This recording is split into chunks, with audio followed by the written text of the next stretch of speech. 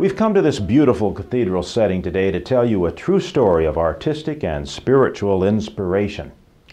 Now, for those of you who've not seen our Miracle Cross videos, I'll recap briefly. Andrew, the former prison inmate whose Easter vision was the inspiration for his unique idea of combining the crucifixion and the resurrection into one design, had turned his life over to God. As a result, his bleak future of life in prison changed dramatically when a judge unexpectedly sent him to a California State mental hospital for treatment. Andrew knew in his heart that God was the source of his good fortune, and he was determined not to regress to his old thought patterns of self-pity and revenge. So once at the hospital, he asked a fellow inmate to create a watercolor painting of his vision. Andrew taped that small painting over his bunk to provide daily inspiration as he pursued his now spiritually directed goals. Now, adorning the walls like this was against the rules, and as in most penal institutions, periodically the staff would sweep through the dormitory-style wards and strip everything from the walls, and in the process invariably toss Andrew's painting into the wastebasket. But just as soon as they left, Andrew said, undaunted, he would put it right back up. And it remained a daily source of comfort and assurance over the years he remained incarcerated there. Upon his release, he and his family moved several times before they gained financial and domestic stability, and in the relocation shuffling, packing and unpacking, the painting was lost. Andrew, though, never forgot how well it served his purpose of reminding him how God had changed his life, for he felt it perfectly symbolized his rebirth into a spiritually directed person. After the Miracle Cross jewelry pendant had been designed for him to wear, and his invention was well on its way to commercial market, Andrew felt sufficiently financially secure to consider having that little watercolor rendering reproduced as an oil painting. Only now he could afford to commission a professional artist to do the work. I'd become closely allied with him during this time, having met Andrew and his wife in church, and was actively engaged in writing his story into a screenplay. So we decided to make a field trip into the artist enclave of Laguna Beach, California to find an artist. We toured various galleries and spoke with art dealers, and soon realized that the type of skilled professional we were interested in, one with a classical style, would probably be priced out of our budget. As we admired the paintings of one such artist who emulated the old master's techniques and aesthetics, the dealer told us to commission this artist would probably cost us several $100,000 and take a year or more to complete the painting, if we could even get this artist to schedule it. But he knew of a very good painter newly immigrated from Europe that he thought would do the work and would be reasonably priced.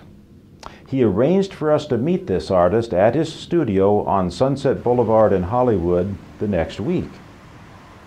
The artist, Hovik, was from Armenia and had his work hanging in museums all over the world, but mostly in Europe and Russia.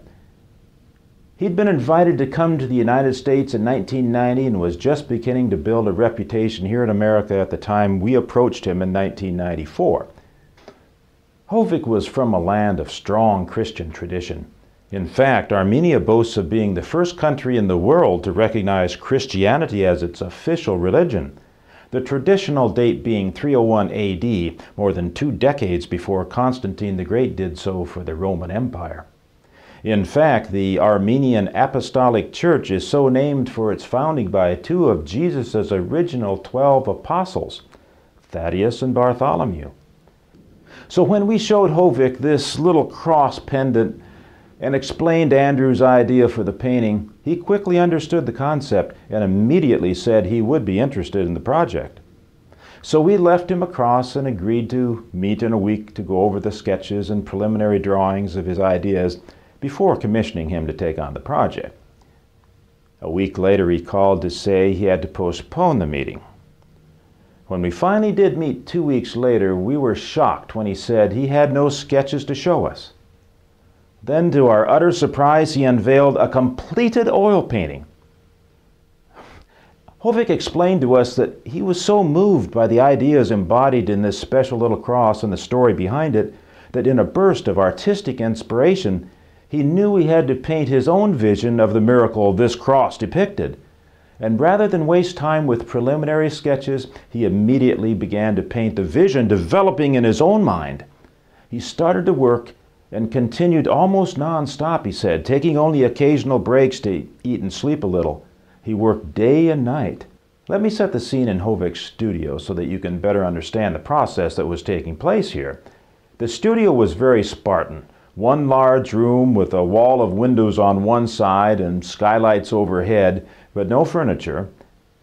He set up his blank canvas on an easel in the middle of the room with his paints and just began to paint. Oh, there was one other item, a portable tape player on the floor that he played a tape of one album and one album only and let it repeat over and over as he worked.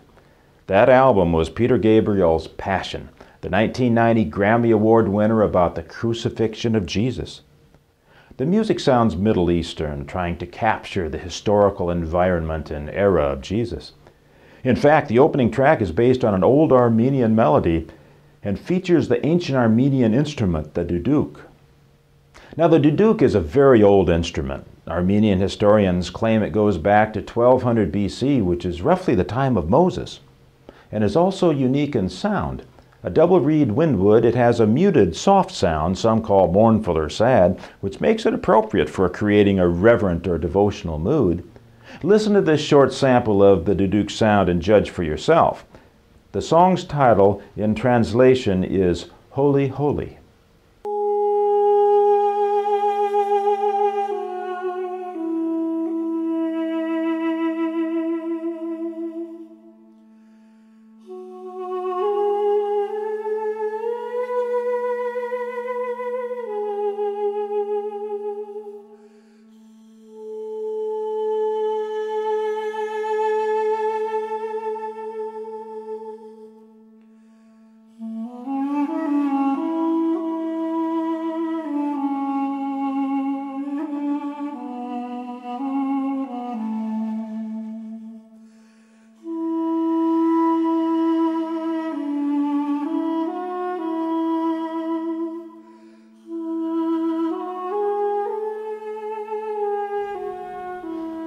I think you can understand why the duduk has been described as playing the language of the Armenian soul.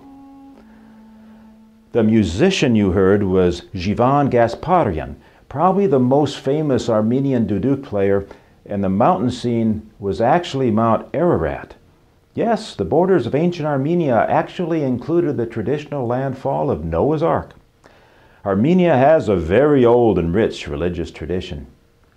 So here is Hovik working passionately, how else can we say it, in an artistic fervor inspired by the events of Jesus' passion depicted on this small cross and urged on by this very beautiful and compelling music. Now, for those of you who'd like to hear excerpts of Peter Gabriel's Passion, I've put together a short video you'll find on our website at HolonArt.com. And you may purchase the individual songs or the album at Amazon.com or iTunes. Now, to discuss Hovik's creation in detail, we'll go to a more intimate room where we have the original framed oil painting set up. It'll take just a moment. We'll be right back. Now, here's Hovik's original oil painting. We've named it The Awakening. We were astonished when he presented this to us, because we were only expecting to see a few sketches, and we'd not told Hovik that we would definitely hire him. There was no contract. We'd not even discussed price, and for all he knew, we might have been talking to other artists. So you can see where this was an act of faith on his part. He must have been convinced that he could create a painting we would like, for if we didn't like it, well, he couldn't have sold this painting to anyone else. Remember, this idea was patent protected, and if we didn't want it, all this work could have been in vain. But I doubt that those considerations even entered his mind. He was caught up in the throes of artistic inspiration, and his only concerns were the subject matter and his creation. Again, God works in strange ways. Never underestimate the power of spiritual inspiration. It's amazing how events that occurred 2,000 years ago can strongly impact lives today. Now let's examine this marvelous painting in closer detail. Vertical movement dominates. Everything seems to be flowing up. Even the robes of the Christ seem to be materializing out of the night sky and rising up into it. The arms of the figures provide the horizontal lines that hold the vertical in check. So the feeling is of a tenuous suspension, of bodies hovering in midair, which conveys an overall lightness of being. The background hues are predominantly those of a moonlit night sky and evoke that mysterious world of the spirit, while the flesh tones represent the physical plane in counterbalance and focus our attention to the center stage of this unfolding miracle. We see that a transformation is actually taking place before our eyes, a morphing from one state to another, if you will. The energy that was the human Jesus is transforming into the developing spiritual Christ. We know this because Jesus' outer appendages, specifically the hands, are slightly darker, fading into the night, and are dematerializing, while only the hands of the Christ are flesh-colored, meaning they are materializing before our eyes. Two worlds then are contrasted, the spiritual and the material, metaphysical and physical, but they are also merging.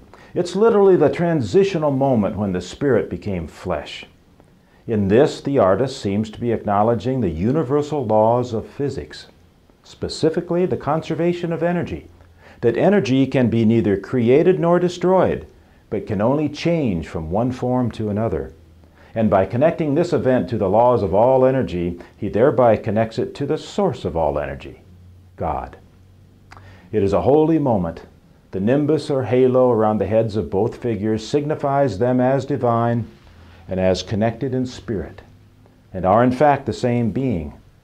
The Spirit of Jesus, having left his flesh, is reforming behind his limp, lifeless body into the new and incorruptible flesh of the living Christ. So there you have just a few of my ideas about this painting. You may have some of your own, and if so, I invite you to share them with me.